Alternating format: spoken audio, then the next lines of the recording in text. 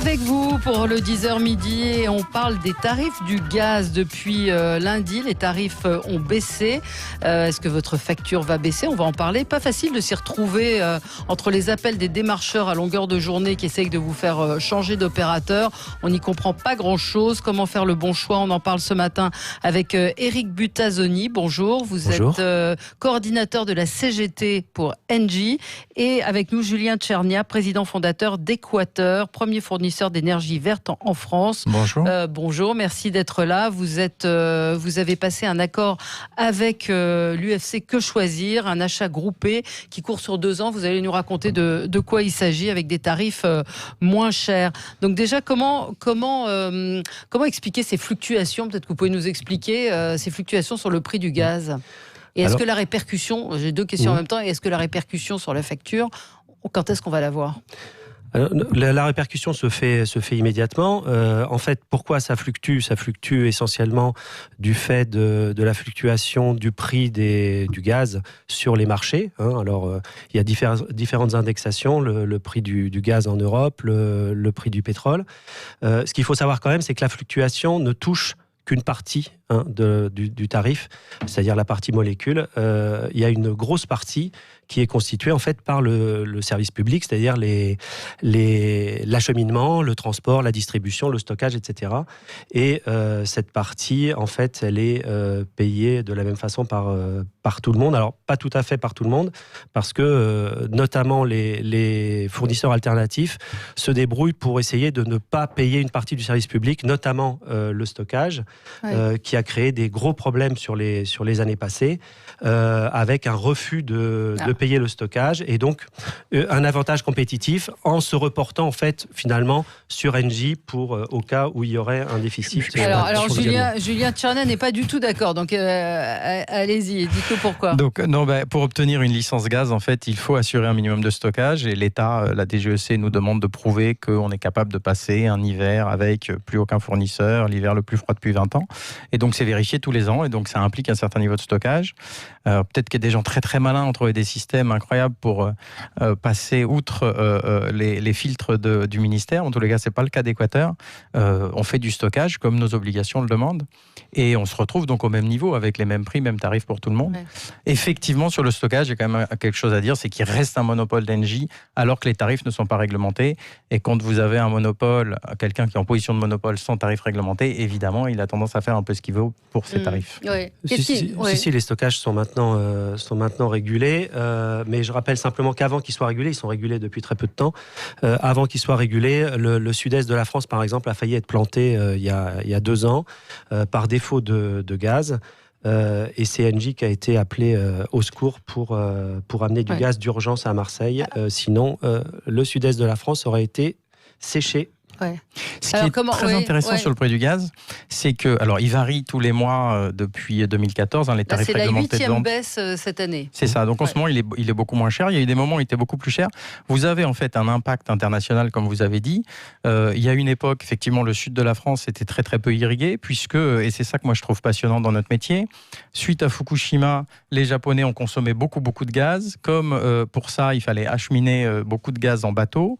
Eh bien, tout le gaz qui était en GNL et qui d'habitude était livré à Fos-sur-Mer préférait aller au Japon parce qu'il gagnait beaucoup plus d'argent, et donc le sud de la France n'était plus alimenté, et il y avait un gazoduc qui allait du nord au sud qui était saturé, et donc tout ça a des impacts sur le prix du gaz des Français au quotidien. C'est à la fois un problème d'acheminement, on ne produit pas de gaz en France, donc il faut bien l'importer quelque part. Ouais. Alors dites-nous, qu'est-ce que c'est que le tarif réglementé ? Alors en fait, avant 2004, il y avait en fait un tarif unique puisque Gaz de France était en monopole. À partir du moment où il y a eu l'ouverture du marché, en fait, il a été décidé de maintenir un tarif réglementé, c'est-à-dire un tarif en fait qui est déterminé par la Commission de régulation de l'énergie et qui définit une sorte de repère de coût du gaz à coût complet sur une moyenne d'approvisionnement. Donc historiquement, c'était le coût de Gaz de France, et qui permet en fait aux consommateurs d'avoir un contrat qui est basé sur un prix objectif. Voilà. Je n'ai pas tout compris. C'est-à-dire qu'en fait, il est calculé, et c'est un coût complet. Alors, il faut savoir que ce coût complet, sa formule est a été modifié dans le temps. Il y a eu des grands combats juridiques, notamment du fait de l'ouverture de la concurrence et des alternatives qui ont attaqué en justice à la fois l'État et Gaz de France quand les tarifs étaient trop faibles. Et il faut savoir que le marché du gaz, comme le marché d'ailleurs de l'électricité, c'est pas un marché où en fait la concurrence amène une baisse de prix. C'est le contraire, en fait. Il a fallu augmenter les prix pour permettre l'entrée de la concurrence. Et en fait, les prix ont énormément augmenté, notamment les TRV, donc les tarifs réglementés, ont augmenté. Alors aujourd'hui, on en est à peu près à 175% par rapport à, donc plus 75% par rapport à 2004. On était à plus de 2 fois en 2013. Et en fait, c'est lié à tout un ensemble de causes. D'abord, le fait qu'il y a des coûts très importants. Il a fallu poser des canalisations pour permettre la concurrence de s'installer, etc. Mais aussi des marges. Il faut savoir que jusqu'à 93, Gaz de France n'avait pas de marge. Et aujourd'hui, on peut estimer la marge de l'ensemble du système gazier à environ 1,5 milliard, c'est-à-dire 150 € par client et par an. Alors que Gaz de France ne faisait pas de marge jusqu'en 93. C'est très important de savoir. Les marges, ça très bien, et ça, je ne vais pas intervenir sur la marge de Gaz de France. Donc, les tarifs réglementés de vente sont définis par la loi comme couvrant les coûts de l'opérateur historique et lui assurant une marge raisonnable. Je vous assure que la Commission de régulation de l'énergie donne une marge raisonnable à Engie qui est plus que celle que nous, on aime bien mettre. Il n'y a pas eu, pour favoriser la concurrence, de déploiement de réseaux supplémentaires, c'est pas vrai. Ça, c'est GRT Gaz et GRDF décident d'installer des réseaux pour servir les Français. Et donc ça, c'est un volume après qui augmente. Et il y a eu une très très forte augmentation des taxes. Pour le gaz, pour tout le monde. Et donc beaucoup de l'augmentation des prix est en fait l'augmentation des taxes, qui est une taxe carbone par exemple, qui est aujourd'hui pour tous les clients, sauf ceux qui achètent du biométhane. D'ailleurs, nous, Équateur, on a été les premiers à offrir un service pour les particuliers à vendre du biométhane, où là, l'État permet une exonération de ces taxes-là. Donc, la vision, la concurrence fait augmenter les prix, qui est une vision défendue par la CGT, n'est pas partagée par tout le monde. Comment on devient opérateur de gaz ? Comment ça se passe ? Par envie. Par envie d'apporter quelque chose de différent. Et où on le trouve, le gaz ? Pardon de poser des questions très basiques, mais vous l'achetez, Oui, c'est ça. Donc, on rappelle que ça s'est ouvert à la concurrence, qu'il y a Alterna, Butagaz, Dinef, Équateur, j'en connaissez-vous, Eni, Gaz de Bordeaux, Iberdrola, Total Direct Énergie, Vattenfall. Enfin, il y a quand même une multitude d'opérateurs aujourd'hui. Donc, racontez-nous un petit peu le contexte. Le gaz, personne n'en produit en France, donc que ce soit Engie ou les fournisseurs alternatifs, on va l'acheter. Donc les gros producteurs de gaz dans le monde, ce sont les Norvégiens, les Hollandais, les Russes, les Algériens. Il y en a d'autres, mais les Qataris. Mais ça, c'est le gaz principalement arrive en France via ces pays-là. Et puis donc on va l'acheter. On va aussi acheter les services qui restent des services publics de transport et de distribution qui assurent que tous les Français auront la même qualité de distribution et la même qualité de service. Donc ça, c'est très important aussi que ce soit resté un service public. Le réseau reste un service public. Et puis derrière, on va offrir à nos clients, si on a réussi à mieux négocier les prix ou à prendre... donc on va pouvoir faire un peu moins cher si on a envie de faire des services nouveaux. Donc nous, j'en parlais tout à l'heure, le biométhane. Donc l'idée d'Équateur, ça a été de se dire... Nous, on est une société qui vend de l'énergie renouvelable, dont l'objectif est d'aider aux particuliers à participer à la transition énergétique. Et donc, par exemple, quand on s'est créé, le biométhane n'était pas, entre guillemets, offert comme produit aux Français. Et donc, on s'est dit, on va faire une société qui permet de le faire. Comment on choisit son opérateur de gaz ? Je rappelais, parce que encore une fois, on a fait une émission sur les démarcheurs téléphoniques, et ce qui revient le plus souvent, ce sont des gens qui vous proposent de changer de contrat. Moi, j'en ai eu, je ne comprends rien à ce qu'on me raconte. C'est-à-dire que je ne sais pas, je suis chez Engie, je vous le dis, pourquoi je quitterais Engie, comment on calcule, et quand on a tenté de m'expliquer, je n'ai pas compris.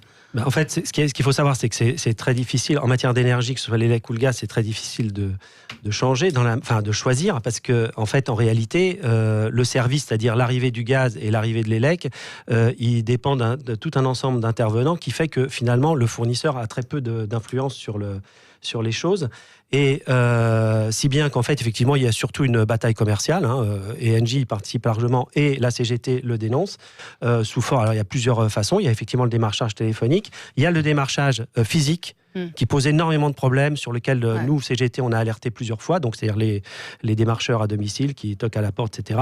Il y a une autre forme de démarchage assez aussi perverse, j'espère que ça va se calmer, c'est notamment avec les détaillants type Darty, par exemple. En fait, vous achetez un aspirateur et vous revenez chez vous et vous vous apercevez une semaine après que vous avez changé de fournisseur. Oui, il y a eu plusieurs procès, etc. Donc voilà, donc nous, évidemment... mon opérateur de téléphone m'a proposé de changer de... Alors, dans les faits, puisque donc nous, c'est notre quotidien d'aller trouver des nouveaux clients. Dans les faits, il est très très simple de changer de fournisseur. Vous allez sur Internet, vous mettez votre adresse et un numéro que vous retrouvez sur la facture de votre fournisseur actuel. Parce que les tuyaux sont les mêmes. Les tuyaux sont les mêmes. Et donc, ce qui va changer, c'est pas du tout la qualité de service. C'est d'ailleurs la même énergie qui va arriver chez vous. C'est la même molécule. On va pas tracer la molécule de gaz. La question auquel répond le fournisseur, c'est à qui va mon argent ? Donc, est-ce que je veux donner mon argent à Total ? Est-ce que je veux donner mon argent à Engie ? Ou est-ce que je veux donner mon argent à une petite start-up ? Et puis, combien je paye ? C'est pas aussi simple que ça. Oui, c'est le combien je paye. C'est-à-dire qu'il y avait des engagements aussi. Je me souviens quand ça a commencé, quand on a commencé à voir arriver différentes offres, il y avait des engagements sur des tarifs sur plusieurs années, sur ce fameux... on va trouver, comme à l'époque des télécoms au début de l'ouverture, une multitude d'offres tarifaires. Donc aujourd'hui, chaque fournisseur essaie de proposer ce qui correspond le mieux à ses coûts et ce qui pense plaira le plus aux clients. Par exemple, nous, on n'a qu'une seule offre de prix. On pense qu'il faut être simple. On ne va pas faire une offre 3 ans, 1 an, indexée à la baisse, à la hausse. On pense que c'est trop compliqué. Et donc, on fait une seule offre de prix. D'autres fournisseurs pensent autre chose. Et donc, effectivement, ça permet au client de choisir ce qui lui paraît le plus protecteur. Et qu'est-ce qui est le plus protecteur ? De prendre une offre qui s'ajuste au tarif du gaz ou de s'engager sur un tarif sur plusieurs années ? Alors normalement aujourd'hui, si vous voulez, ce qui s'est passé, c'est qu'au tout début de l'ouverture du marché, en fait, le choix d'une offre de marché entraînait le renoncement définitif à des tarifs réglementés. Et puis finalement, pour différentes raisons, notamment de protection du consommateur, il a été décidé qu'il pouvait y avoir des allers-retours. Aujourd'hui, en fait, grosso modo, tous les contrats peuvent être résiliés quasiment immédiatement, ce qui fait que, grosso modo, un client peut passer du tarif réglementé à une offre Équateur, à une offre d'un autre, et puis revenir chez Engie en offre de marché. Enfin, c'est assez... voilà, mais encore une fois, ce qu'il faut retenir, c'est que les offres, elles sont en gros de l'ordre de 5 à 10% en dessous du tarif réglementé. Attention, c'est 5 à 10% uniquement de la partie molécule, donc ça fait de l'ordre de 3 à 4% de la facture, alors que la facture elle-même, je le répète, a augmenté de 75% depuis 15 ans. TTC. Donc en réalité, même sans les taxes, ça a augmenté de façon très très importante. Et je rappelle que les fournisseurs alternatifs, au moins à l'époque, ont été en justice plusieurs fois, c'est même une partie de leur revenus, pour demander, pour faire condamner Gaz de France parce que les tarifs étaient trop bas. Parce que, évidemment, nous, on conteste, puisque nous, en fait, ce qu'on propose, c'est qu'il y ait on appelle ça pôle public de l'énergie, qui est plus large, mais surtout, ce que demande une commission avec des associations de consommateurs, des élus et des organisations syndicales pour pouvoir contrôler et vérifier la formule du tarif réglementé. Alors bon, certes, le tarif réglementé n'a plus une grande durée de vie, mais en tout cas, c'était notre revendication parce que derrière, il y a énormément de... le calcul est pas si clair que ça. Il y a des tas de paramètres qui rentrent en jeu. Les sources, il y a tout un... Ce serait trop long de le faire. Mais... Et donc, encore une fois, nous, on était pour un repère sur une valeur objective du prix du gaz. Il faut savoir quand même que là, la France est à contre-courant, elle est en train de supprimer les tarifs réglementés, alors que par exemple un pays comme l'Angleterre, le temple du libéralisme, ils ont été obligés de recréer un tarif plafond parce que les tarifs étaient tellement hauts que les gens ne pouvaient plus se payer le gaz.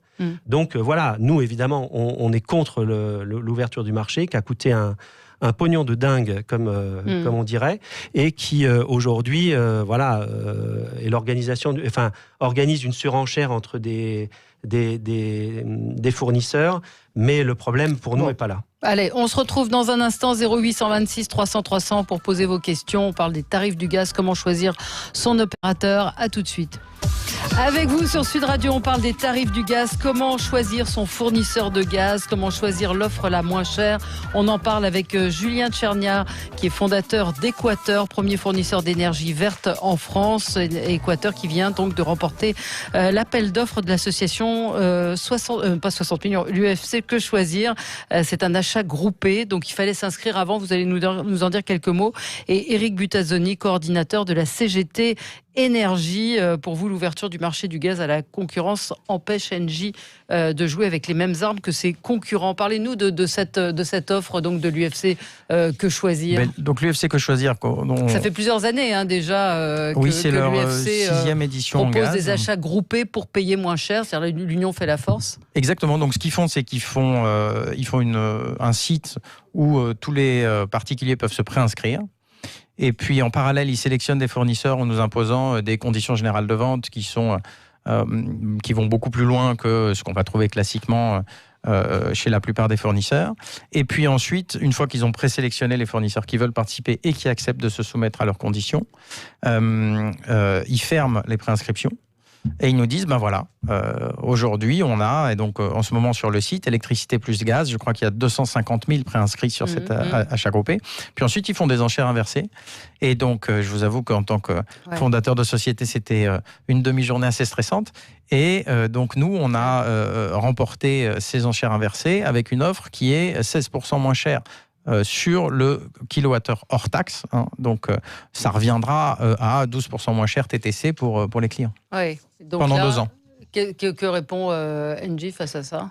Engie, je ne sais pas. Ouais. Pour ce qui est de la CGT, si vous voulez, la question de ces enchères pose la question en fait on va dire de l'équilibre économique des alternatifs. Poweo, qui était le premier concurrent, a disparu. Il n'a jamais fait 1 euro de bénéf. Direct Energy a disparu. Il a fait quasiment pas de bénéf, sauf sur les procès qui menaient contre les opérateurs historiques. En fait, Engie, si aujourd'hui Engie faisait une offre à moins 16%, il serait directement le lendemain au tribunal assigné par les fournisseurs alternatifs pour dumping. C'est clair. Quand Engie vend trop bas, il est accusé de dumping. Quand il vend trop haut, on dit que c'est un prédateur en monopole. De toute façon, quel que soit ce que fait Engie, il n'est pas au bon prix.